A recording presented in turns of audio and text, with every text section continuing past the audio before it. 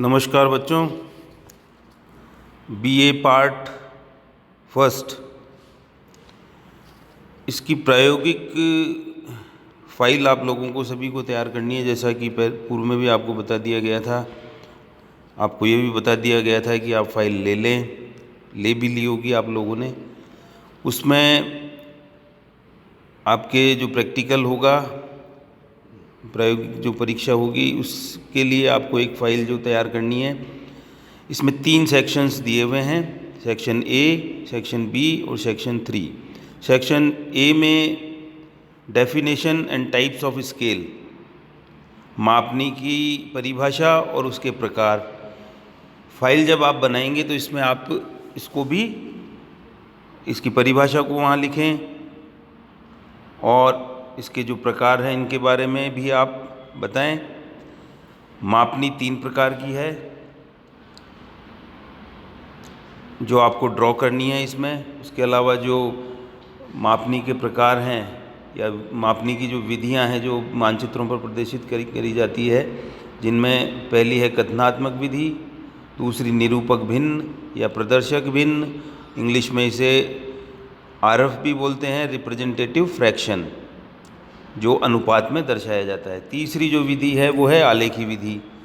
इसी विधि को आपको फाइल के अंदर तैयार करना है। ये 3 प्रकार की हैं, सरल मापनी, तुलनात्मक मापनी और विकर्ण मापनी। सरल मापनी सिंपल स्केल, तुलनात्मक कंपैरेटिव स्केल, डायगोनल विकर्ण मापनी। इनको आपको ड्रॉ करना है। इसके लिए जो आप फाइल लेंगे उसमें पहली शीट सिंपल स्केल की होगी। जैसा कि आपको पूर्व में बताया, 2 प्रणालियां भारत के अंदर चलती हैं। एक चलती है मीट्रिक प्रणाली, दूसरी चलती है ब्रिटिश प्रणाली। दोनों प्रणालियों की सरल मापनी आपको तैयार करनी है। पुस्तक शायद आप लोगों ने ले ली होगी, उसमें आप देखें सरल मापनी को किस प्रकार से ड्रॉ करना है। पूर्व में बता चुका हूँ मैं, लेकिन जो फाइल में आपको जो चीज़ें बनानी हैं वो आपको दोबारा बताया जा रहा है। इसके अलावा तुलनात्मक मापनी, अब तुलना किन के मध्य की जाएगी? जो 2 प्रणालियां हैं, ब्रिटिश और मीट्रिक प्रणाली, इन दोनों के मध्य तुलना करते हुए एक शीट उसकी आपको ड्रॉ करनी है। उसके अलावा विकर्ण मापनी, डायगोनल स्केल, इसमें भी दोनों प्रणालियों की एक एक शीट आपको तैयार करनी है।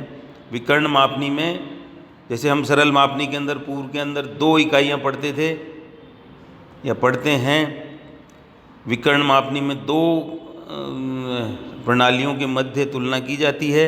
विकर्ण मापनी में यहाँ 3 इकाइयाँ पढ़ी जा सकती है इस मापनी में। तो उसको भी आप बुक से देखते हुए, नहीं समझ में आया तो आप पूछ सकते हैं। ये इसके अंदर ड्रॉ करनी है आपको। उसके बाद में आपका जो सिलेबस में आता है वो है ग्राफ, आरेख। इसमें आपको लाइन ग्राफ, रैखिक आरेख और बार ग्राफ, ये आपको इसमें ड्रॉ करने हैं।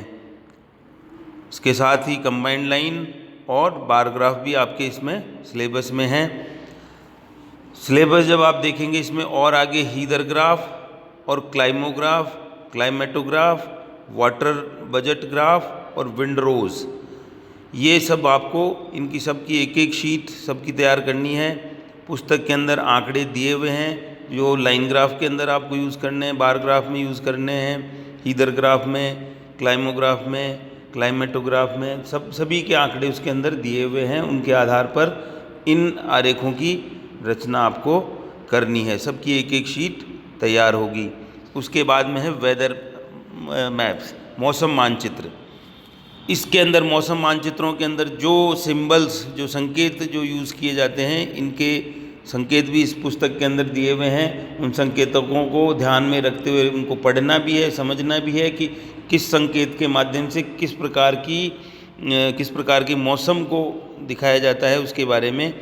तो उन संकेतकों को आपको बनाना भी है अच्छे से शीट के अंदर, और साथ में उनको याद भी रखना है। क्योंकि जब आपका एग्ज़ाम होगा उसके अंदर आपसे ये संकेत भी पूछे जा सकते हैं। उसके अलावा जो कोई एग्ज़ामिनर बाहर से आएंगे वो आपको इन संकेतकों के बारे में पूछ सकते हैं कि किस प्रकार का मौसम होगा तो किस प्रकार के संकेतकों को के द्वारा मानचित्रों में दर्शाया जाता है। इसके साथ ही इसके अंदर रिप्रेजेंटेशन ऑफ एटमॉस्फेरिक फीचर्स, जो इसको मौसम को या वातावरण को प्रदर्शित करने वाले जो फीचर्स हैं उनके बारे में भी हमको इसमें बताना है। उसके अलावा आपको भारतीय जो प्रतिदिन मौसम मानचित्र जो होते हैं उनके बारे में जो बताना है, उसको किस प्रकार से दर्शाया जाता है, कौन कौन सी रेखाएं ऐसी होती हैं। अब उसके अंदर आपको ये देखना है भाई मौसम के अंदर कौन कौन सी वो होती हैं, जैसे वायुदाब की रेखा होगी, समतापमान की रेखाएं होंगी, इनके द्वारा किस प्रकार से जुलाई और जनवरी के अंदर, वो भी आपके इसके अंदर बुक के अंदर दिया हुआ है। उसके आधार पर उस मैप को ड्रॉ करना है और बनाना है। इसके अलावा वेदर इंस्ट्रूमेंट्स, कौन कौन से मौसम को की जानकारी प्राप्त करने के लिए उपकरण काम में लिए जाते हैं, उनके बारे में भी आपको इसमें पढ़ना है। इसके बाद में जो सेक्शन बी है, जिसमें आपको methods of showing different relief features, उच्चावच को प्रदर्शित करने वाले विभिन्न जो विधियां हैं उनके बारे में आपको इसमें ड्रॉ करनी है फाइल में। जिसमें हैशूर है। अब हैशूर छोटी छोटी रेखाएं हैं जिनको पुस्तक में देखकर उसको ड्रॉ करनी है। उसके अलावा हिल शेडिंग है, पर्वतीय छायांकन जिसको बोलेंगे, बेंचमार्क है जिसको हम तल चिन्ह बोलेंगे, स्पॉट हाइट है जो स्थानिक ऊंचाई जिसे हम कहते हैं। इसके अलावा जो आपको फीचर्स इसमें ड्रॉ करने हैं फाइल में, उनमें कंटूर लाइंस को भी आप समझ लें कि कंटूर लाइंस क्या होती है। तो समुद्र तल से समान ऊंचाई वाले स्थानों को मिलाने वाली काल्पनिक रेखाएं जो स्थलाकृतिक मानचित्रों में दिखाई जाती है। रंग इनका भूरा होता है और एक विशेष अंतराल के ऊपर इनको उस स्थलाकृतिक मानचित्र के मापक के आधार पर इनकी जो इनके बीच का अंतराल होता है वो निर्धारित होता है। उसके बारे में भी आपको ध्यान में रखना है। इसके अंदर कंटूर्स की आपकी परिभाषा आपको बता दी गई है। उसके अलावा अब स्लोपों के प्रकार, किस किस प्रकार के स्लोप होते हैं, उन स्लोपों को दर्शाते हुए जो है इन कंटूर्स के आधार पर इन समुच्चय रेखाओं के द्वारा इनमें ड्रॉ करने हैं। तो आप इनको दिए गए जितने भी जो उच्चावच हैं उसमें जिनका कंटूर के माध्यम से हम बनाते हैं, उनको आप देखकर उसको बनाएं। किस प्रकार से उनकी सबकी एक शीट के अंदर 2 उच्चावच आपको दर्शाने हैं और उसके ऊपर उन जो भी उच्चावच समुच्चय रेखाओं के द्वारा दर्शाया गया है उसका नाम वहाँ लिखना है। एक शीट में 2 होंगे, 2 करके बताएं, आप ड्रॉ करें। उसके अलावा प्रोफाइल्स आपको परिच्छेदिकाएं उसके बारे में भी बता दिया गया है, PDF भी डाल दिया गया है, तो इनको आप उसमें ड्रॉ करें। ये 4 प्रकार की होती हैं प्रोफाइल्स, परिच्छेदिकाएं, जिसमें serial profile, super impose profile, projected और कंपोजिट, इनको भी आपको ड्रॉ करना है।